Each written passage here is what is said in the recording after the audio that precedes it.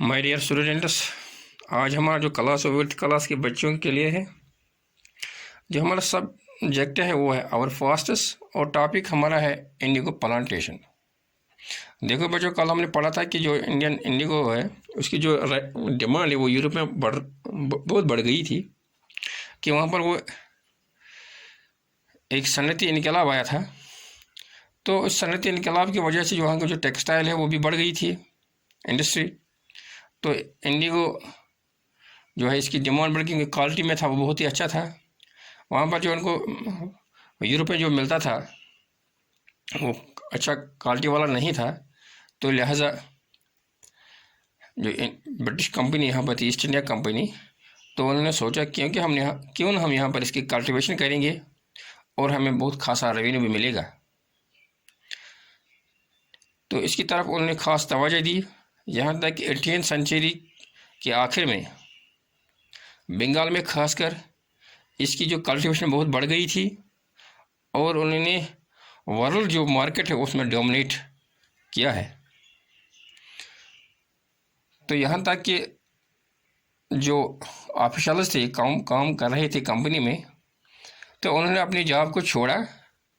तो उन्होंने इस इंडिगो कल्टीवेशन की तरफ अपना जो पैसा था इन्वेस्ट किया। यहाँ तक कि इंग्लैंड से भी बहुत सारी अंग्रेज़ यहाँ आई, तो उन्होंने यहाँ पर अपना जो पैसा इसमें लगाया इंडिगो कल्टीवेशन में। तो उस वक़्त यहाँ पर दो सिस्टम राइज थे इस कल्टीवेशन में। एक था निज, दूसरा था राइटस। जो निज है इसमें जो प्लांटर्स थे जो इसकी कल्टीवेशन करते थे इसकी इंडिगो की, वो डायरेक्ट जो इसकी कल्टीवेशन करते थे किसी लैंड पर, या तो वो ज़मीन को खरीदे थे या तो वो रेंट पर लेते थे। वो ज़मींदारों से रेंट पर लेते थे या वो इसको खरीदे थे, और जो लेबर है वो फिर इस पर लगाते थे और इसकी कल्टीवेशन करते थे। ये निज सिस्टम है। यानी जो प्लांटर्स थे वो तो खुद ज़मीन खरीदते थे, अगर ज़मीन खरीद नहीं सकते थे तो रेंट पर लेते थे और इस पर एक कल्टीवेशन करते थे और लेबर लगाते थे। क्योंकि जो निज सिस्टम में जो कल्टीवेशन थी इंडिगो की, इसके लिए जो ज़मीन थी वो ज़रख़ीज़ होनी चाहिए थी। क्योंकि अगर हम इस वक्त भी बात करेंगे, जो बंगाल है ओवर पॉपुलर एरिया है, तो इससे जब ये कल्टीवेशन एक दफ़ा की जाती थी ज़मीन पर, तो इसकी ज़मीन जो ज़रख़ीज़ वो बहुत कम होती थी। तो नतीजा कुछ ये निकलता था कि और लैंड उनको या तो ख़रीदना था या तो रेंट पर लेता था, क्योंकि ज़मीन तो वहाँ पर अवेलेबल नहीं थी। तो इसलिए उनको अपनी जो ये कल्टीवेशन है बढ़ाने में बहुत दुश्वारी होती थी, क्योंकि आबादी बहुत ज़्यादा थी, अवेलेबल लैंड नहीं था। तो अब उन्होंने क्या किया, इस सिस्टम में जो प्लांटर्स थे उन्होंने जो फैक्ट्रियाँ थी जहाँ पर ये इंडिगो की फैक्ट्रियाँ थी कायम, तो इनके इर्द गिर्द जो ज़मीन थी उन्होंने पीजेंटों से ज़बरदस्ती वो ज़मीन हासिल करने की कोशिश की। क्योंकि उन्होंने सोचा कि अब हम यहाँ पर ही इनसे ज़मीन लेंगे, और नतीजा क्या होता है, तो कन्फ्लिक्ट बढ़ गया पीजेंटों से। दूसरी बात ये थी, जो लेबर उनको एम्प्लॉय करना था इस कल्टीवेशन में, वो भी एक बहुत बड़ा मसला बन गया उस वक़्त। क्योंकि उसी वक़्त जो वहाँ के जो पीजेंट्स थे वो अपने ज़मीन में उस वक्त राइस कल्टीवेशन करते थे, यानी उनको लेबर की कमी होती थी इस कल्टीवेशन करने में। दूसरी बहुत बड़ी बात थी कि जो उनकी जो एक उस वक़्त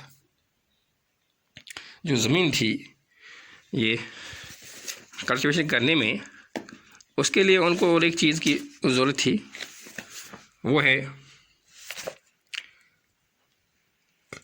कम से कम एक बेगा था जो वहाँ पर उस वक़्त जो लैंड की जो यूनिट था मेजरमेंट के लिए था, उसके लिए उनको 2 प्लॉट्स की ज़रूरत थी। यानी जब हम उर्दू में कहेंगे 2 बैल की जोड़ियाँ थी, ज़रूरत थी। अब यहाँ पर बेटो मसला को बेगा क्या होता है। बेगा जो वहाँ पर उस वक़्त ब्रिटिश यहाँ पर थे, तो उस वक़्त को बेगा का यूनिट था मेजरमेंट ऑफ लैंड का। तो उन्होंने जो ये मुख्तलिफ़ जगह पर मुख्तलिफ़ किस्म के यूनिट था लैंड नापने के लिए, तो ब्रिटिश ने तकरीबन ये था 1/3 ऑफ एकड़ ऑफ लैंड, यानी जो एकड़ है 8 कनाल पर पड़ता था ज़मीन, उसका 1/3 जो लैंड है इसके बराबर बेगा था। तो उसके लिए उनको 2 बैल की जोड़ियाँ ज़रूरत थी। मिसाल के तौर पर अगर किसी के पास 1000 बेगाज होता तो उनके लिए 2000 बैल की जोड़ियाँ ज़रूरत थी। ये भी बहुत बड़ा मसला था, ये भी उनको मुश्किल से मिलता था। ये तो नीच के जो कल्टीवेशन सिस्टम है जो उस वक्त राइज था इंडिगो में, इसके बारे में जो प्रॉब्लम्स थी, तो कल हम इंशाल्लाह पढ़ेंगे जो राइट सिस्टम है उसमें जो इंडिगो कल्टीवेशन किस तरह होती थी। देखो बच्चों, मैंने आपको ये बताया कि जो इंडियन ये इंडिगो है हिंदुस्तान में, उसकी कल्टीवेशन 2 तरह से होती थी, एक सिस्टम में नीच, दूसरा में राइट्स। तो आज हमने पढ़ा था नीच, जिसमें जो प्लांटर्स थे वो डायरेक्ट लिया तो ज़मीन खरीदी थे या रेंट पर लेते थे, तो उसमें ये कल्टीवेशन करते थे। तो उसके लिए उनको बहुत बड़ा मसला ये था कि वो अपने इस जो कल्टीवेशन है उसको एक्सपेंड नहीं कर सकते थे, क्योंकि वहाँ पर ओवर पॉपुलरिटी थी, ज़मीन मैसर नहीं थी। एक दफ़ा जब किसी ज़मीन पर ये लगाया जाता था तो ज़मीन की ज़रखेज़ बहुत कम होती जाती थी, तो इसके लिए उनको और ज़मीन दरकार थी। दूसरी यह है कि ज़मीन जब अवेलेबल नहीं थी तो उन्होंने फैक्ट्री के जो इर्द गिर्द जो ज़मीन थी उन पर कब्ज़ा करने की कोशिश की, नतीजा ये हुआ उनको पीजन के साथ टकराव का सामना करना पड़ा।